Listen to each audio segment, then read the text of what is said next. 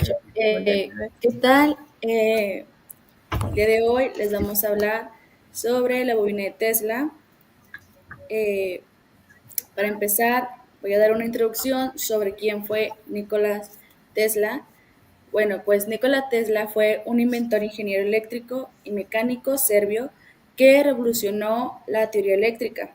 Nació en Smirgan, en hoy en día la actual Croacia. Estudió físicas, matemáticas y filosofía. A los 28 años de edad emigró a Estados Unidos y ahí estuvo trabajando para Thomas Edison. Falleció a los 86 años en enero de 1943. Algunos de sus inventos principales fue el sistema básico de la radio, el motor de inducción a corriente alterna, sistema polifásico para la generación, transmisión, distribución y uso de energía eléctrica, la lámpara de neón y la bobina de Tesla, que es en la que nos vamos a centrar el día de hoy. Algunas de sus contribuciones también fue que sentó los primeros principios teóricos del radar, creó las primeras lámparas de bajo consumo, forjó las bases de los sistemas modernos de energía eléctrica por corriente alterna y contribuyó al auge de la segunda revolución industrial. A continuación, mi compañera Sara les hablará acerca de la bobina. Bueno, la bobina fue inventada en 1891. Eh,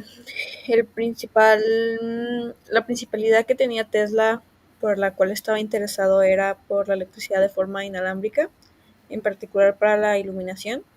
En 1893, Tesla impartió una conferencia y una demostración sobre la transmisión inalámbrica, en donde propuso la transmisión de señales en conjunción y con la transmisión de energía.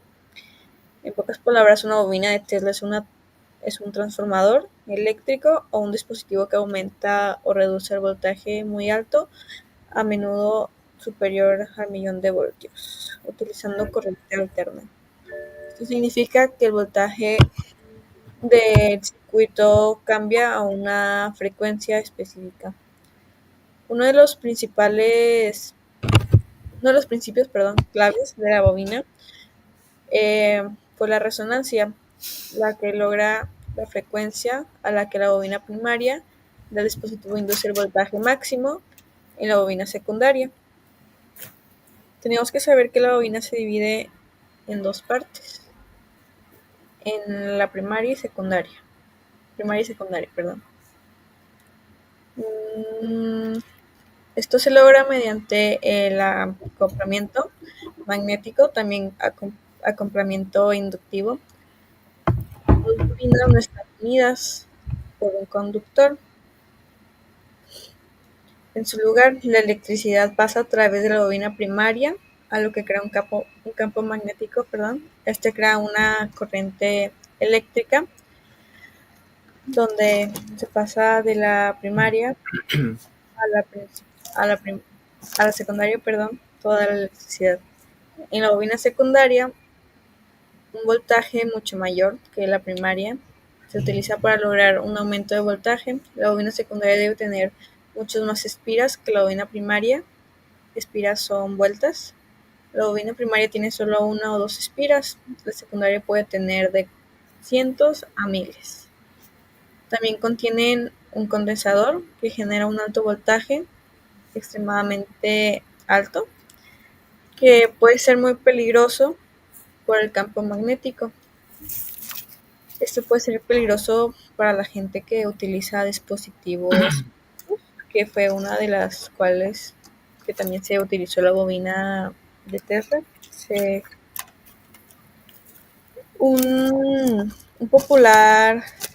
Una demostración popular de una bobina de Tesla se puede hacer. Consiste en que una persona sostenga en una mano una varilla metálica y en otra mano una bombilla. Al sostener la varilla cerca de la bobina se produce un arco eléctrico que recorre el cuerpo de la persona y enciende la bombilla. Una bobina de Tesla moderna suele constar de un transformador inicial que eleva el voltaje de la fuente de alimentación y envía a un condensador conectando la bobina primaria, que éste absorbe la energía de alto voltaje. Cuando el condensador alcanza un voltaje suficiente alto, la electricidad fluye a través de una bujía o un espacio entre terminales de alta conductividad. A continuación, mi compañero Santiago les explicará los materiales y cada parte que se utiliza para crear esta bobina de Tesla. Bueno, para continuar con este tema, antes de eso, para entender un poquito más lo que es el electromagnetismo en la bobina, como lo había dicho mi compañera Sara, pues trata, básicamente que cuando la corriente eléctrica al pasar por la bobina, genera un campo electromagnético. Algunos principios básicos que podemos tomar de esto vendrá siendo la ley de Ampere, el cual nos dice que al pasar la energía eléctrica por la bobina, cada vez que está de una vuelta a la bobina que esté dando las vueltas, va a generar mayor tensión, o sea que va a hacer que el campo magnético se haga más grande. Otra ley podrá ser la de Faraday, la cual nos dice que dependiendo de la bobina, va a tener distinto, o sea, va a ir variando lo que vendrá siendo su energía o su campo electromagnético. A esto se le llama el tipo de voltaje que puede llegar a tener. Y pues bueno, o sea, para nosotros poder hacer una bobina, para llevarlo a un concepto un poquito más práctico, pues los materiales que vamos a utilizar principalmente va a ser un cable de cobre. El cable de cobre el que utilizamos nosotros fue el número 18, es un cable un poquito muy delgadito, y utilizamos 100 metros. Adicional a esto vamos a utilizar un cable de cobre, pero un poquito más grueso.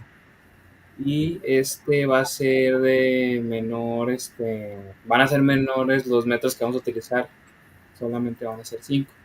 También un tubo de PVC, un transistor, un interruptor, un T31C,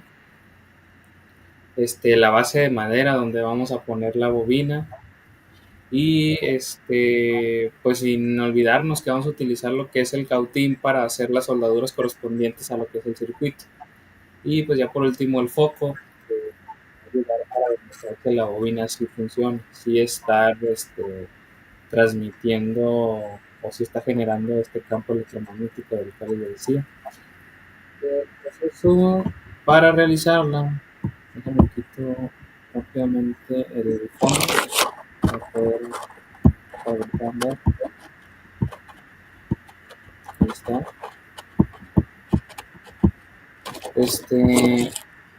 El proceso para realizarla es básicamente, ¿sí se ve ahí, no? ¿Sí se ve ahí la bobina? Sí. Ok. Para realizarla es principalmente pegar el tubo de PVC a la base de madera. Después de eso vamos a hacer el embobinado de la bobina secundaria, la cual vendrá siendo esta delgadita. Pues tomar en cuenta muchísimo que no debe de haber ningún espacio, tampoco se deben de agrupar el cobre, y si se nos llega a acabar el cobre, o sea, si no llegamos a completar el embobinado, no se puede de que terminar y luego volver a pegar otra parte y así. Tiene que ser solamente una forma directa, no pueden hacerse conexiones. También dejar un espacio aquí arriba y aquí abajo, y dejar un poquito de cobre aquí y un poquito de cobre acá abajo para hacer las conexiones del circuito. Después de hacer el embobinado, vamos a pasar con el embobinado primario, que vendrá siendo un poquito más grueso. Van a ser nada más 3 vueltas. Van a ser nada más 3 vueltas. Y para comenzar con lo del circuito, como podemos ver ahí en el diagrama, pues la bobina secundaria va directamente a lo que es el interruptor. La pila también va directamente por el lado positivo. Como sabemos, el rojo significa positivo, va directamente también a lo que es el interruptor. Y el lado negativo de la pila va al transistor. La otra parte de la bobina primaria entra en medio a lo que es el transistor. La bobina secundaria, la parte delgadita, pasa por la resistencia y después por el transistor. Y el transistor también pasa por el interruptor. Ya después de eso, ya después de haber soldado las conexiones para lo que es el circuito, al final vamos a conseguir una bola de unicel, se puede decir, y enrollarla de aluminio. Y el pedacito que nos sobra aquí de alambre de la bobina secundaria se la vamos a poner arriba para que complete el circuito. Para explicar un poquito más lo que son, o sea, para qué sirven las partes. La pila básicamente lo que hace es alimentar todo el circuito. El transistor genera pulsos eléctricos cuando se activa y se desactiva rápidamente. Estos pulsos eléctricos también van hacia la bobina, lo cual hace que, como había dicho, al dar vueltas se haga un campo, se haga más tenso y más grande lo que es el campo electromagnético, generando un mayor voltaje. Y al llegar aquí a la bola de aluminio, todo ese voltaje hacia acá arriba, vuelve a bajar y hace que ya al final encienda el foco, como lo voy a demostrar aquí.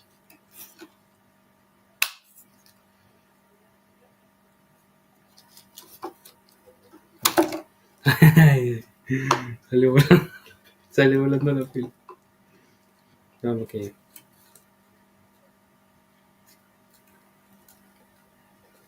déjalo conecto bien.